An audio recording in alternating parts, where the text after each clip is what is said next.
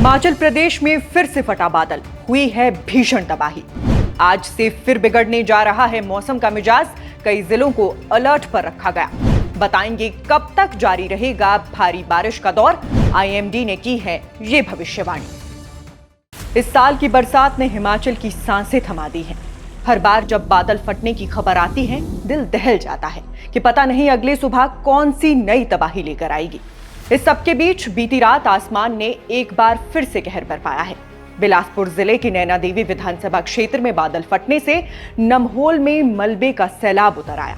10 से ज्यादा गाड़ियां मलबे में दब गई, कई घर टूट गए और खेतों की मिट्टी बहकर नदी में मिल गई। इसी तरह मंडी जिले के धर्मपुर में आज सुबह सवेरे 4 बजे एक पहाड़ी ही टूट गई। प्रशासन को 8 घर खाली करवाने पड़े।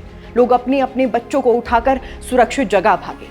इस वक्त हिमाचल के कई हिस्से बुरी तरह प्रभावित हैं। ये सिर्फ आंकड़े नहीं हैं, ये उन परिवारों की बर्बादी की गिनती है जो रातों रात बेघर हो गए। यानी बारिश के इस तांडव का असर पूरे प्रदेश पर है। सुबह 10 बजे तक 3 नेशनल हाईवे और 577 सड़कें बंद पड़ी हैं।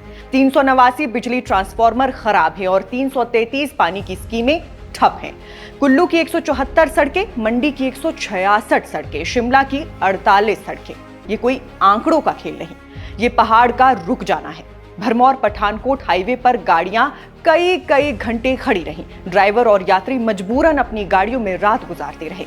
मौसम विभाग ने साफ चेतावनी दी है कि 13 और 14 सितंबर को प्रदेश के कई हिस्सों में हल्की से मध्यम बारिश हो सकती है।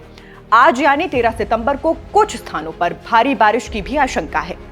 कांगड़ा, ऊना, हमीरपुर, बिलासपुर और मंडी के लिए ऑरेंज अलर्ट जारी किया गया है, जबकि शिमला, सिरमौर, सोलन, कुल्लू और चंबा में येलो अलर्ट रहेगा। यानी आने वाले 48 घंटे राज्य के लिए अहम हैं। मौसम विभाग के अनुसार 19 सितंबर तक राज्य के कई हिस्सों में बारिश का सिलसिला रुक रुक कर जारी रहेगा। यानी 13 और 14 सितंबर को पूरे प्रदेश में बारिश कहर बरपाएगी। और ये सब एक ऐसे वक्त में हो रहा है जब सितंबर महीने में पहले ही सामान्य से 133% ज्यादा बारिश हो चुकी है।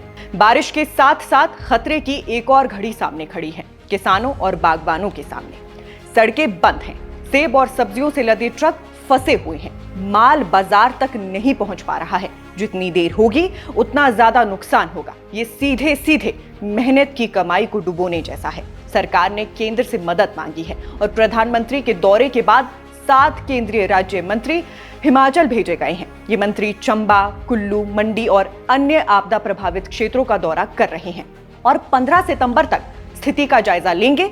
इसके बाद रिपोर्ट प्रधानमंत्री को सौंपी जाएगी। मगर अब सवाल यही है, क्या यह रिपोर्ट वाकई उन लोगों का दर्द समझ पाएगी जो अपने घर और जमीन को खो चुके हैं? अभी के लिए प्रशासन राहत और बचाव कार्य में लगा है, लेकिन राहत का काम भी आसान नहीं। लगातार हो रही बारिश और बार बार हो रहे भूस्खलन से बहाली का काम भी धीमा है। कुल्लू और कांगड़ा में धूप निकली है तो वहां मशीनें तेज गति से काम कर रही हैं, लेकिन बाकी जगह अभी भी हालात काबू में नहीं आए हैं। और सबसे बड़ा सवाल, यह सिलसिला कब थमेगा? मौसम विभाग के अनुसार 15 सितंबर से मानसून कमजोर पड़ेगा और उसके बाद 17 तारीख तक कोई अलर्ट नहीं है। यानी कुछ दिन राहत के हो सकते हैं, लेकिन ये राहत भी अस्थायी है क्योंकि 19 सितंबर से फिर बारिश का पूर्वानुमान जताया गया है। हिमाचल के लोग इस वक्त सिर्फ सरकार पर नहीं बल्कि मौसम पर भी निगाहें टिकाए हुए हैं।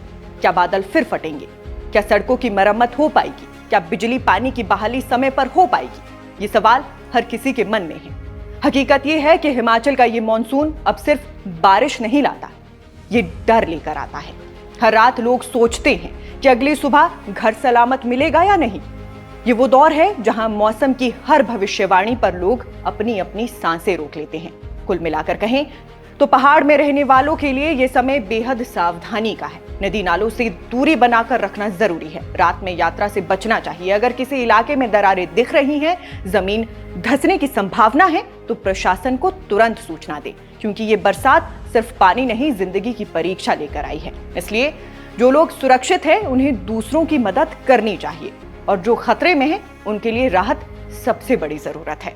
हमारा आपसे अनुरोध रहेगा कि इस जानकारी को जितना हो सके आगे बढ़ाइए ताकि ज्यादा से ज्यादा लोग सतर्क रह सकें। अगर ये रिपोर्ट आपको उपयोगी लगी हो तो इसे लाइक और शेयर जरूर करें। हमारे चैनल को सब्सक्राइब करें ताकि मौसम और आपदा की खबरें समय पर आप तक पहुंचती रहें। अभी फिलहाल के लिए इस रिपोर्ट में बस इतना ही। अगला वीडियो लेकर आपसे जल्द मुलाकात होगी। तब तक अपना ख्याल रखिएगा। नमस्कार।